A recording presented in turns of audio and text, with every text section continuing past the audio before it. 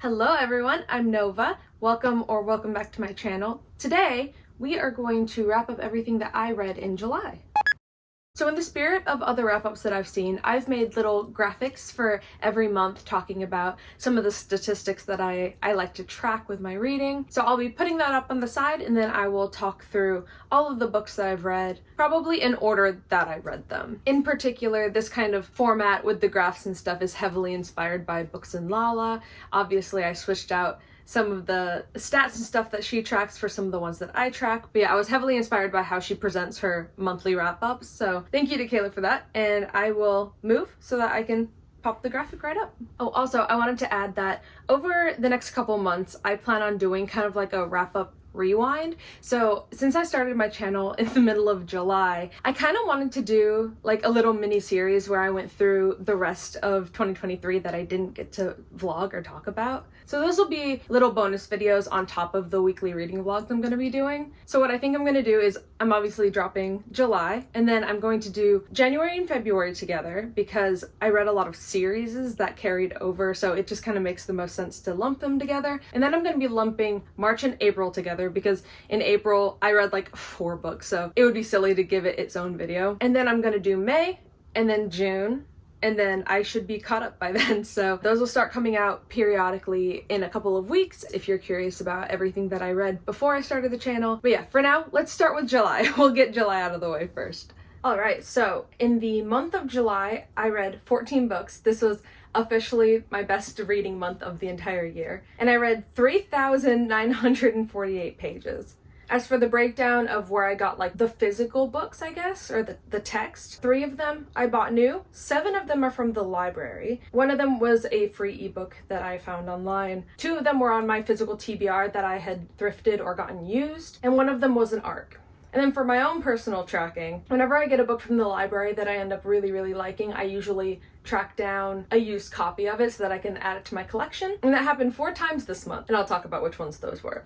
As for the star ratings, I had 1 that I didn't rate, 1 that was a 2-star, 1 that was a 3-star, 2 that was a 3.5, 5 4-stars. You'll notice I think I give out the most 4 stars, 2 4.5s, and 2 5-stars. As for the way I read it, 13 of them I read in tandem with the audiobook and the text, which is typical for me. And then 1 of them I didn't have an audiobook because it was an ebook that was an ARC, so an audiobook just didn't exist for it. And since I listen to so many audiobooks, I also wanted to track where I'm listening to these. So this month, 7 of them came from Scribd, 3 of them came from Hoopla, 1 from Libby. 1 of them I did have to buy because I couldn't find it on like the free platforms or on Scribd.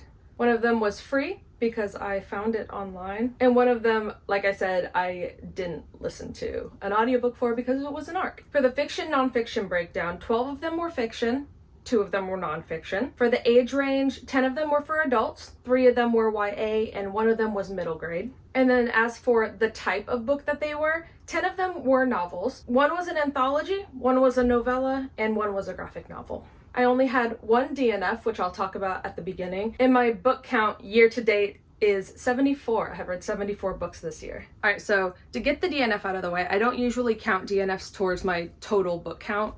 If I did, it would be 15 for the month, but I didn't read it, so I don't really count it. But that was Gone to the Wolves by Wray. I actually vlogged this one. It was just, within the first 60 pages, there was like misogyny, racism, some homophobia, and I get that it was like set in the 80s, but it was just like not, it felt really weird coming from like a white author who you could tell was writing this almost like a self-insert because the female love interest was so manic pixie dream girl in the worst possible way, to the point where she didn't feel like a human being, and you could tell he was just writing about his like dream metal girlfriend. Yeah, I closed the book at 60 pages, did not continue it. That's that on that. I would not suggest it.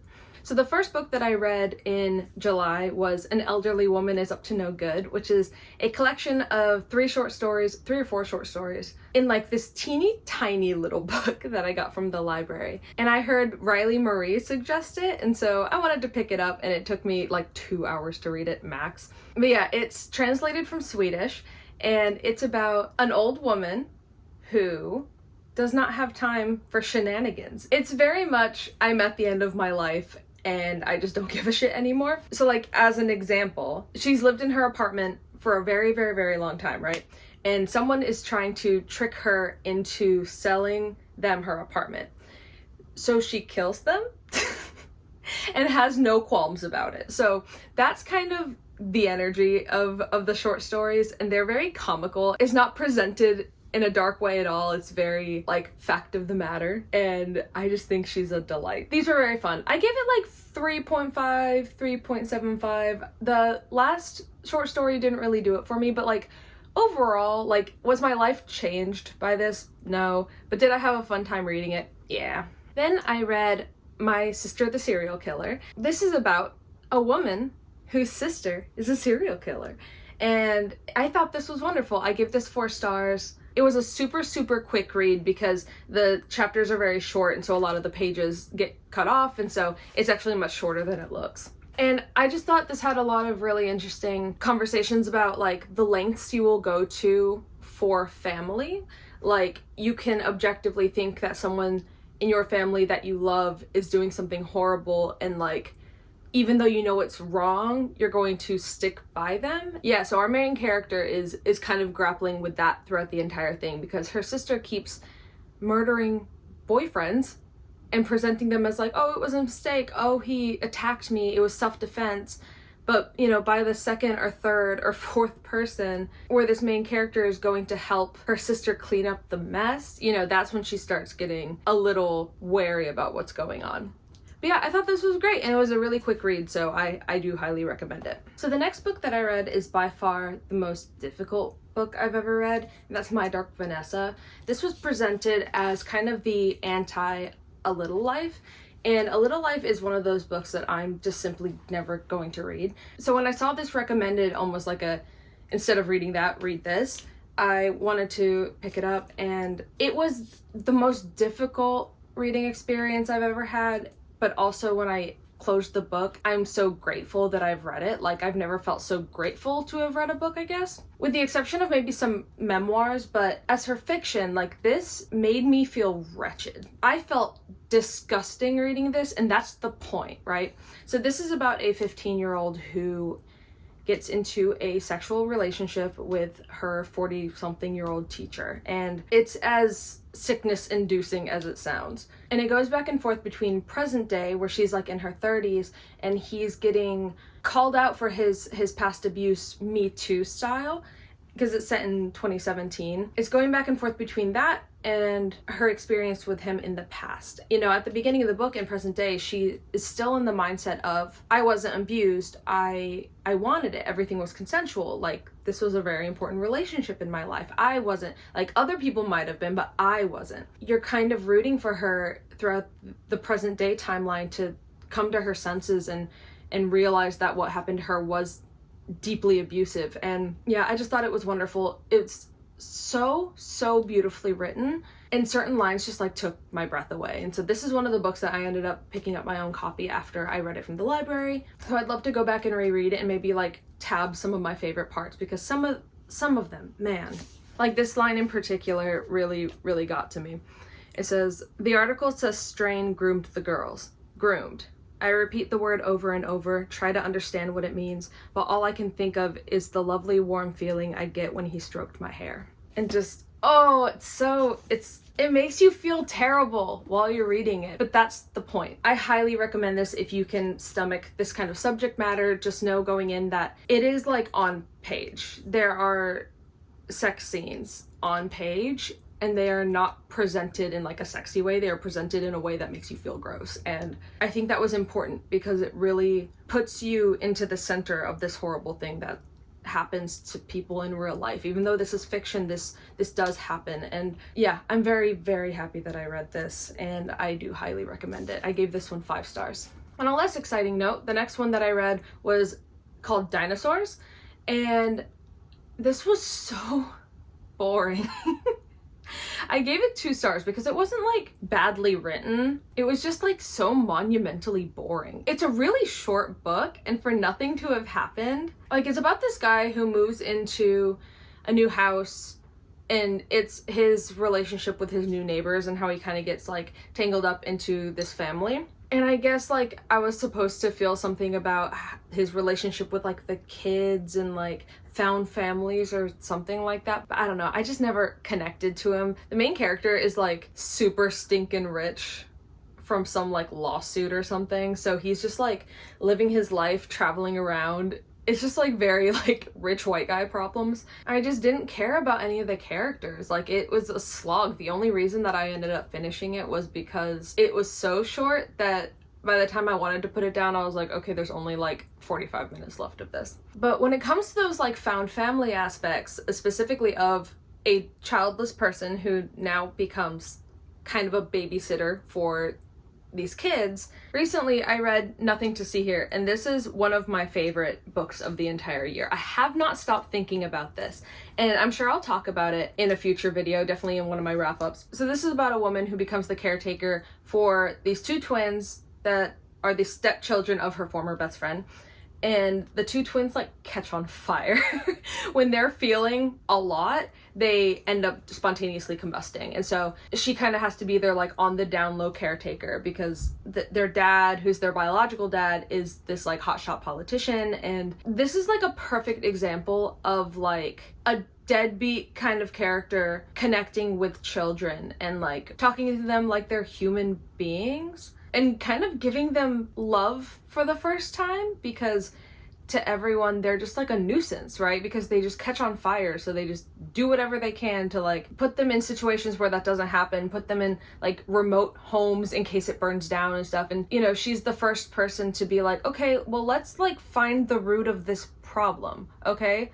When you feel like you're gonna catch on fire, let's do like yoga breathing and stuff like that. It's just so fantastic, and the character work in this was great. And so because I had just read this and then I read Dinosaurs, which is kind of this but worse, it just like tainted my reading experience for Dinosaurs. I've heard good things about it. I forgot what author it was, but one of the authors of a book that I enjoyed, I watched an interview for after I finished their video, and they recommended that book in particular, and like I'm very happy for them that they enjoyed it, but yeah, it didn't do it for me. And then I read A Heart in the Body, I can never say this right, A Heart in a Body in the World. And this book is a YA book. I didn't realize it was YA when I went into it. And it's about this girl who has gone through some kind of trauma. And she is a track and field girly. And so something happens where she kind of gets triggered. And her first reaction is to just like start running. So she like drops the fast food bag that she has and just bolts. And her mom calls her when she's like 10 miles away from her original location. She's just been running.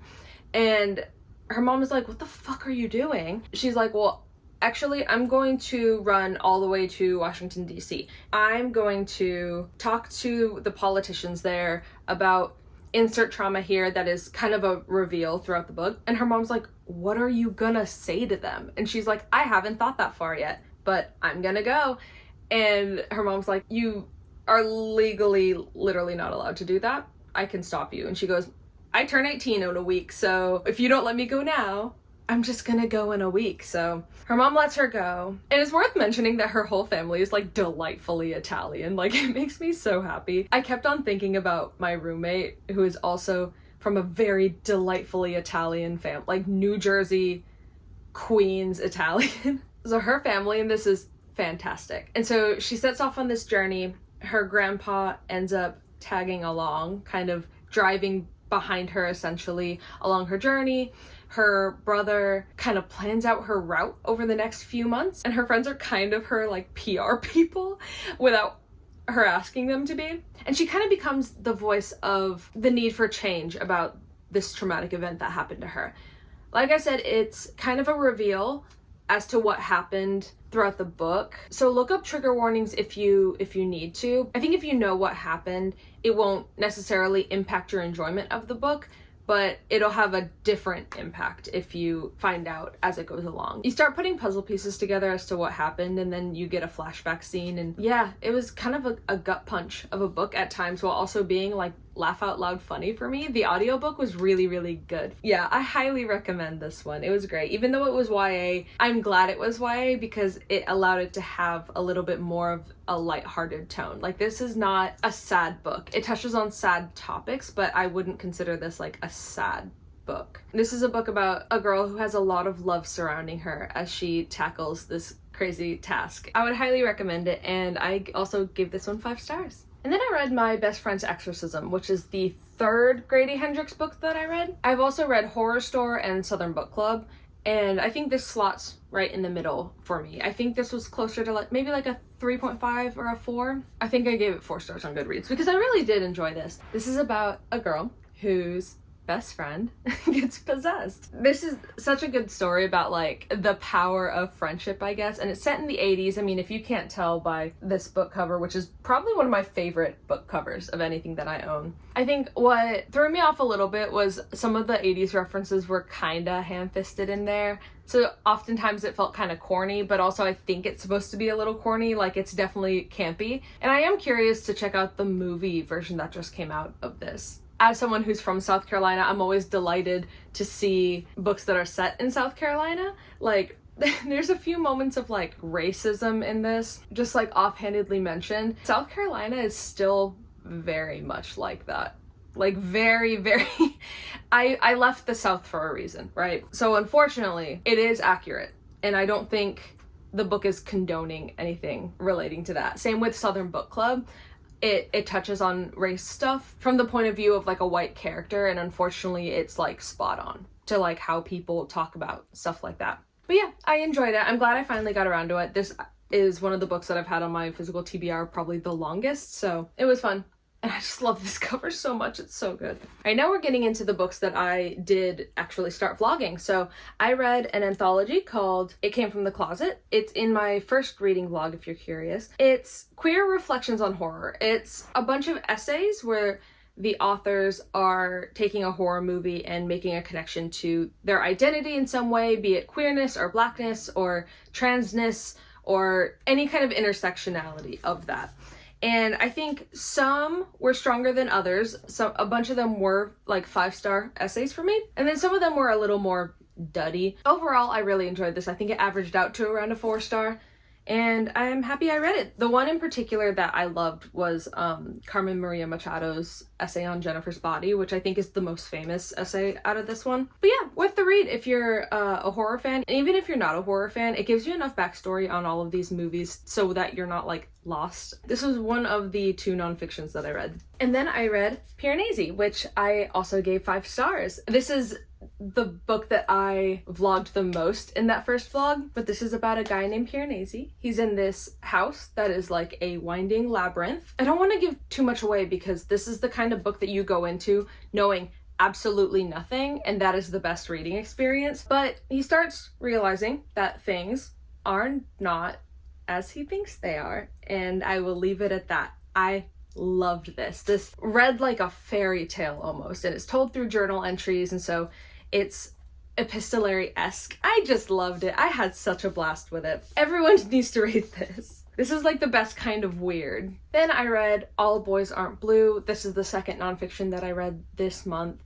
This is a young adult memoir from George M. Johnson and their experience being queer and black, and specifically the intersectionality between those two things. And while this book read a little young for me personally, I was not the target demographic for this at all. Even though there were parts that I like thought dragged a little bit, or there was like a lot of repetition about things I already know about. I'm not learning this stuff for the first time, and for a lot of young adults, like the younger young adults. So I think this is an invaluable memoir, and I'm really happy it exists. And it's really wild how this is being challenged so severely in Florida specifically, but like these book bans are happening all over the country as a whole. And George M. Johnson actually sued one of the counties in Florida. Reads with Rachel has a great video on it that I linked in the vlog. I just wanted to kind of do my due diligence and read and find out what all the hubbub was about, which is nothing.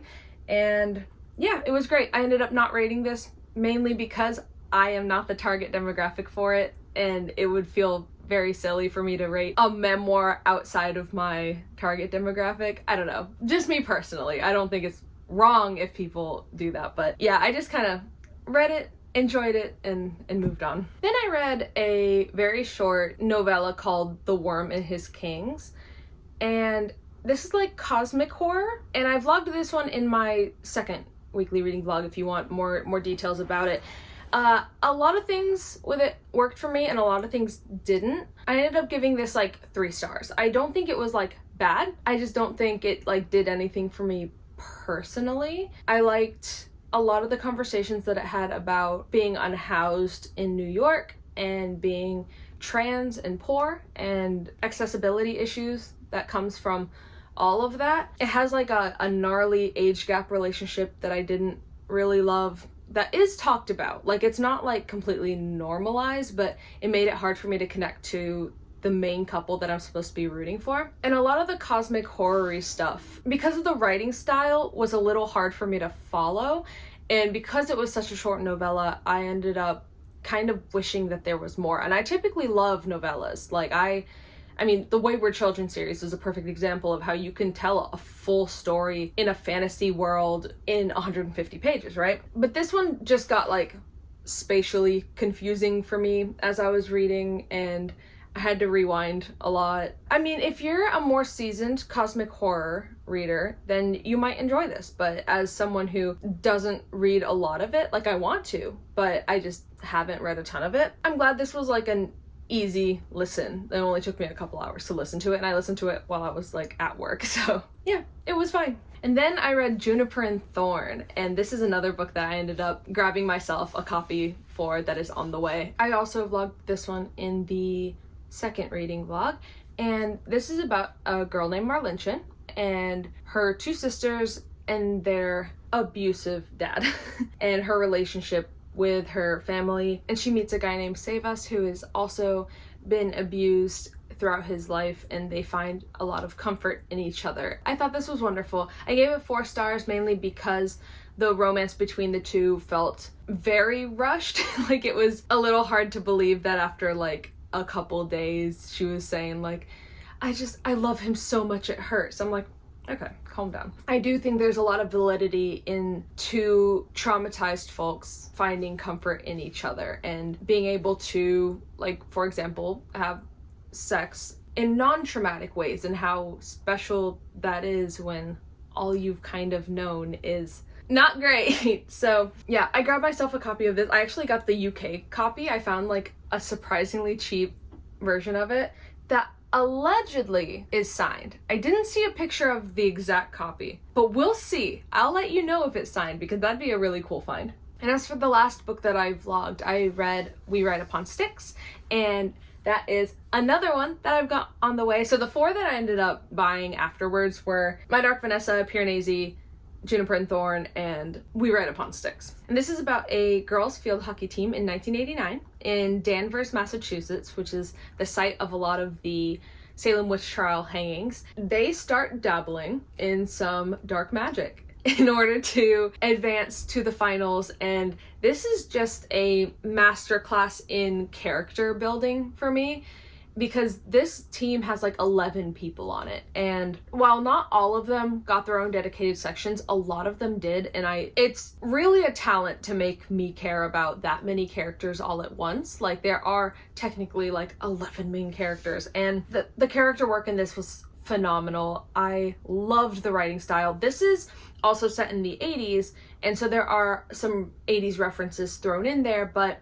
I liked the way that this was done more than My Best Friend's Exorcism. So while I don't want to like compare the two because they're very different stories, there are a lot of similarities, and I think I prefer the way that We Ride Upon Sticks presented everything. And I had such a good time reading this. Like, I had so much fun. I was smiling, I was laughing, I was intrigued by everything going on. I read this hefty book in like 2 days, and it was a great way to finish off that reading week. So just to get this one out of the way, there was a graphic novel that I got the arc of from Idlewise, and I got it out of morbid curiosity.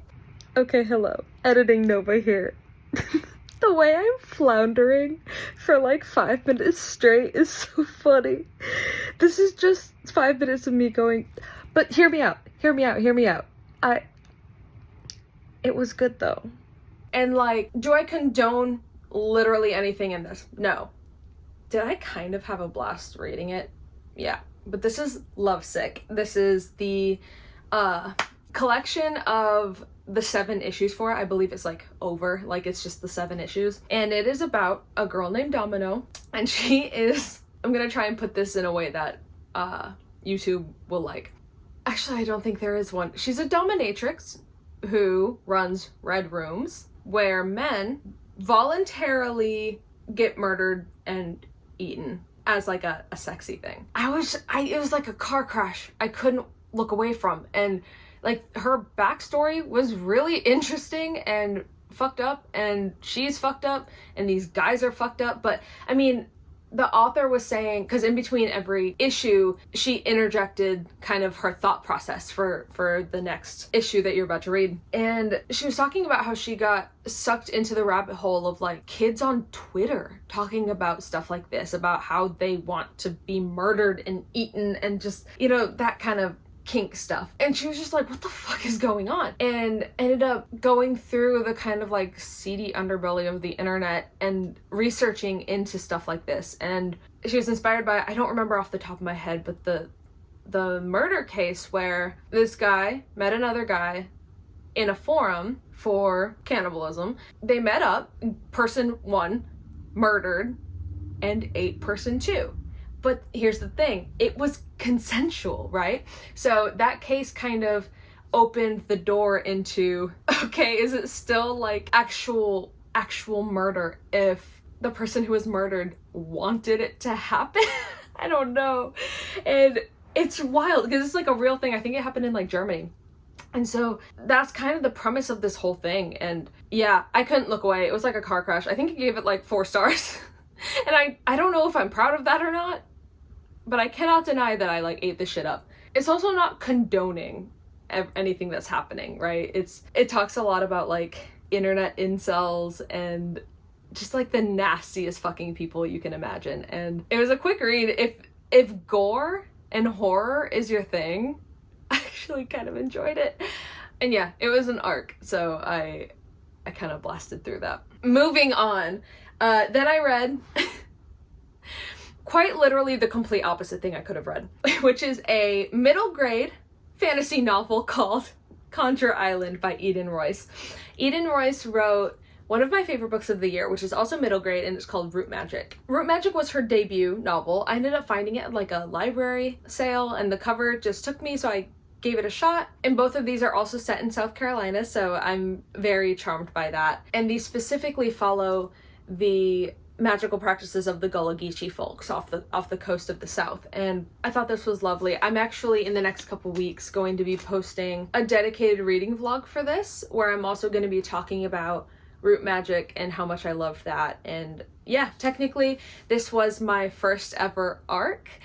I did not get around to reading it before it came out, and so, you know, in the spirit of me reading the first arc I ever got approved of, I went out and got the physical copy because it just came out. I will talk more about it in detail, but I ended up giving this 4 stars. I thought it was lovely. I'm so excited for anything Eden Royce puts out in the future. I believe she said that she has another middle grade coming out, she has a young adult coming out, and she has an adult horror coming out in the next couple years, and I cannot wait to see what she does with that because I just think she's wonderful.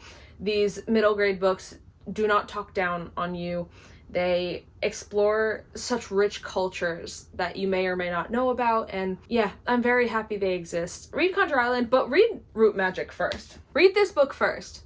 I'll talk about it more in detail in a future video, but these are so good. They're so good. And that's it for July. That was 14 different books.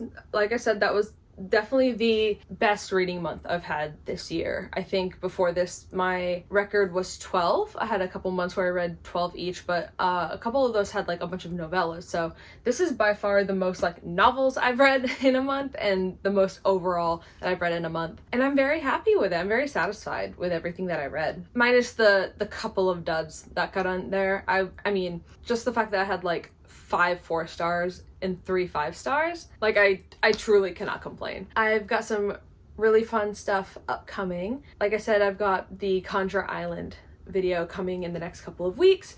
I've got some more wrap-ups, like I said, where I'm wrapping up the first half of the year. And I've got some fun reading vlogs. I'm going to be vlogging all of the full moon readathon. I'm going to be reading more middle grade. I'm going to be reading some nonfiction. I'm going to be reading a series of booktube favorites that I have never gotten around to, and most of them that I already own, so we are knocking down that physical TBR. I've got a lot planned for the next couple of months, so I hope you stick around. I hope you enjoy your time here. Subscribe. I promise you will get more cat content in these vlogs. But yeah, thank you for listening to me talk about these books for however long it's been. I hope you have a wonderful rest of your day, and I will see you in a future video. Bye!